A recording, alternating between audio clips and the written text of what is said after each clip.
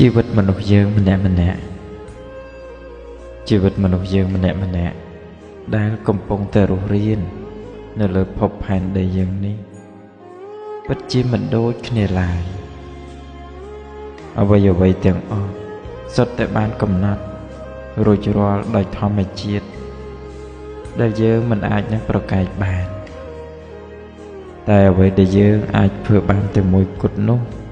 គឺការព្រមទទួលស្គាល់នៅការពិតបញ្ហាការឈឺចាប់ទុក្ខលំបាកឧបសគ្គទាំងអស់ដែលយើងបានជួបប្រទះបានឆ្លងកាត់មកនោះវាគឺជាមេរៀនជាបទពិសោធន៍ដ៏ល្អមួយសម្រាប់ជីវិតរបស់យើងមនុស្សយើងគ្រប់គ្នាគ្មាននរណាម្នាក់ល្អឥតខ្ចោះនោះឡើយតែក៏មានវិធីមួយដែលអាចជួយឲ្យយើងល្អប្រសើរឡើងបាននោះគឺការស្វែងយល់អំពីខ្លួនឯងហើយចាប់ផ្ដើមអភិវឌ្ឍខ្លួននេះឲ្យទៅមុខជាបន្តម្ដងបន្តិចនោះនឹងមានភាពល្អប្រសើរឡើងជាពុំខាន